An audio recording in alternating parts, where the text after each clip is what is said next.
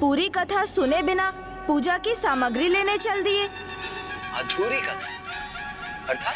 हाँ भ्राता, ये स्थान मात्र इसलिए तीर्थ नहीं है कि यहाँ प्रभु महादेव ने देवराज इंद्र को दर्शन दिए थे, अपितु इसका तो एक और बड़ा कारण है, वो भी तो सुन लीजिए। एक और कारण? क्या है वो कारण गणेश?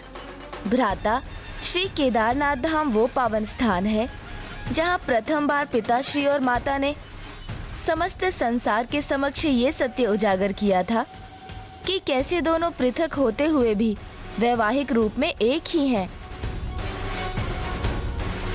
अर्थात? यही वो स्थान है जहाँ देह रूप में पिताश्री और माँ एकाकार हुए और सर्वप्रथम अर्धनारीश्वर के रूप में प्रकट हुए।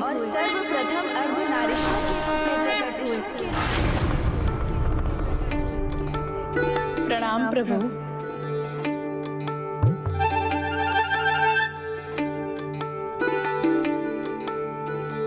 संस्कारी, सुशील, सर्वगुण संपन्न है कुमारी देवसेना। कैलाश को ऐसी एक युक्त पुत्रवधू की आवश्यकता है। माता, मेरा मन तो अधीर व्याकुल हुआ जा रहा है उन्हें यह बताने के लिए कि वही गणेश जी की होने वाली भाभी और माता आपकी पुत्रवधू हैं।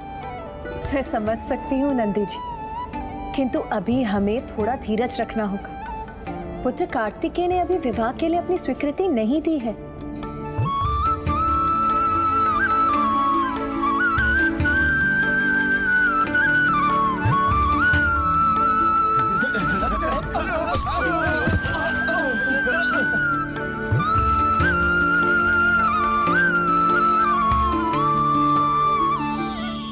प्रणाम माता।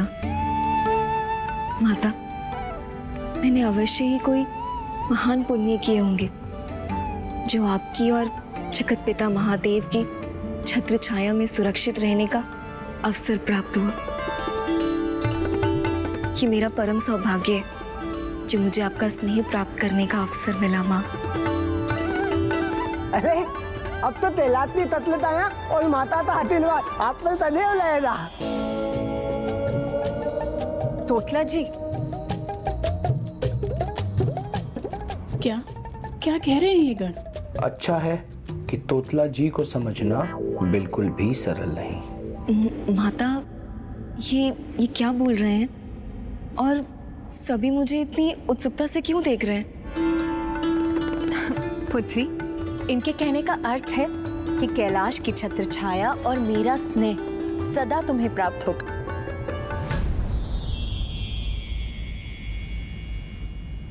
देवसेना को तो अपने पूर्व जन्म के वरदान की कोई स्मृति ही नहीं, अन्यथा इसको लेकर कैलाश में जो उत्सुकता है उससे ये समझ जाती।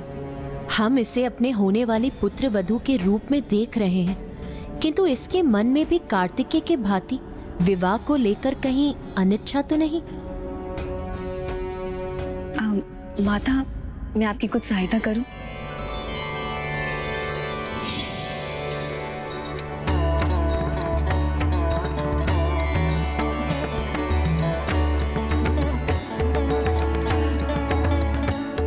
सीधे विवाह की चर्चा करना तो अनुचित होगा, किंतु कथा सुनाने के माध्यम से मैं विवाह के महत्व को अवश्य समझा सकती हूँ। कदाचित इसे अपने पूर्व जन्म के वरदान का स्मरण हो आए और ये विवाह के लिए अपना मन बना ले। तब तक गणेश भी अपने भ्राता को मना लेगा।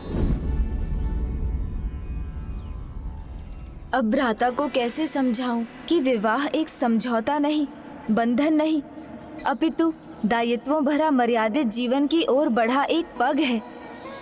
विवाह स्त्री और पुरुष दोनों को सुख विकास प्रदान करता है, जिसमें एक दूसरे के लिए अपार प्रेम, निस्वार्थ त्याग जैसे अनेक भाव समाहित होते हैं। जिस प्रकार एक पुष्प सुगंध से मिलकर ही पूर्ण होता है, उसी प्रकार स्त्री और पुरुष एकाकार होकर पूर्ण हो जाते हैं। इसलिए जब भ्राता पिताश्री और माँ के अर्धनारीश्वर रूप की महिमा सुनेंगे तो उनके एकात्म के महत्व को समझकर विवाह के लिए अवश्य तैयार हो जाएंगे।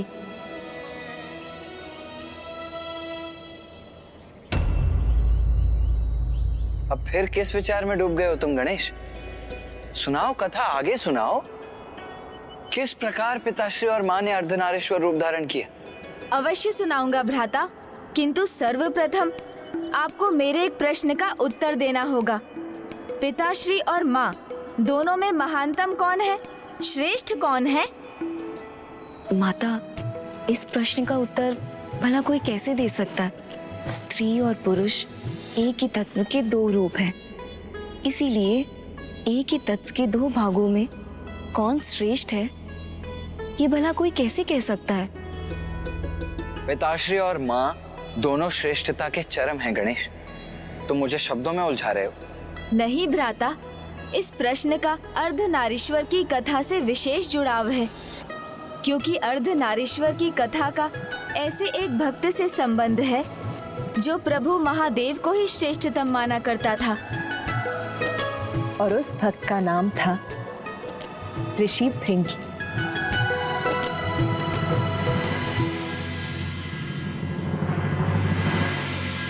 ओम नमः शिवाय।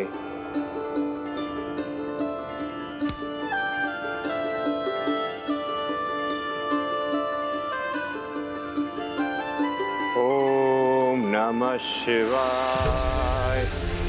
ओम नमः शिवाय। प्रभु महादेव की पूजा में लीन ऋषि भृंगी ने केदार धाम को अपना निवास बना लिया। अपने आराध्य प्रभु शिव शंकर शंभू की आराधना और तपस्या करते करते ऋषि भृंगी भक्ति की उस पराकाष्ठा पर पहुंच गए कि प्रतिदिन भगवान को अपने भक्त को दर्शन देने के लिए आना पड़ता था।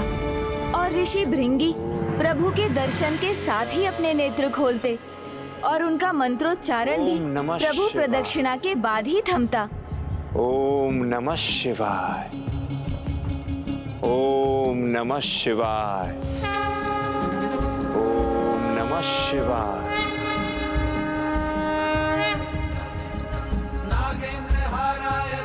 ओम नमः शिवाय।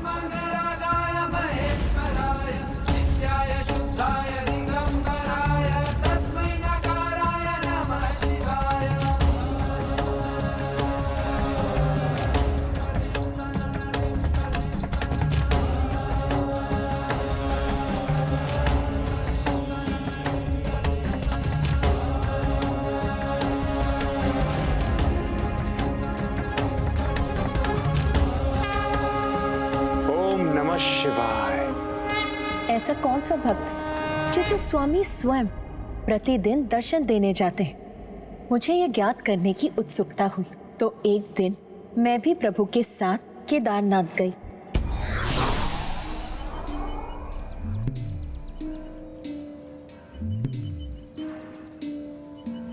प्रणाम प्रभु।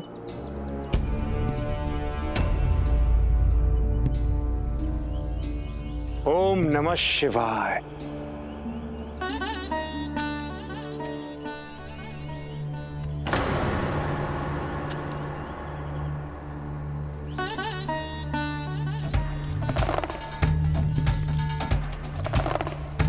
ओम नमः शिवाय।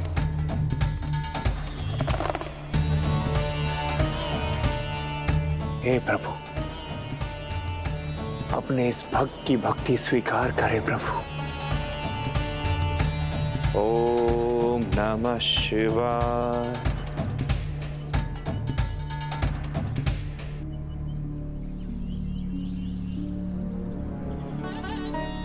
ओम नमः शिवाय।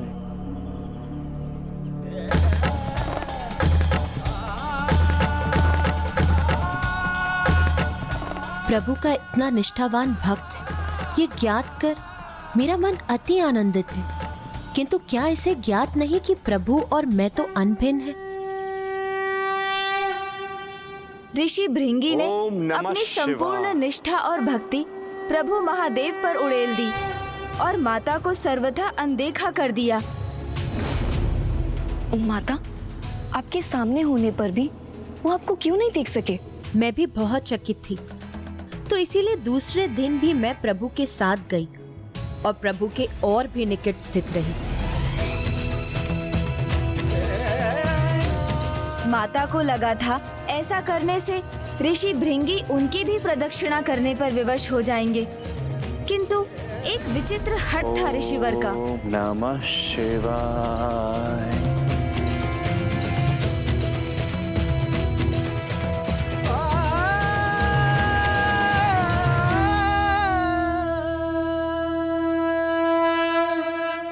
अर्थात मैंने उचित ही समझा था। ऋषि भृंगी को मेरी भक्ति में कोई रुचि नहीं। माँ ने ऋषिवर को अपनी भूल सुधारने के और भी अवसर दिए। वो पिताश्री के और भी निकट स्थित हो जाती, किंतु ऋषिवर ने अपने हठ का परित्याग नहीं किया। वो एकमात्र प्रभु महादेव की प्रदक्षिणा करने का कोई ना कोई उपाय ढूंढ ही लेते थे।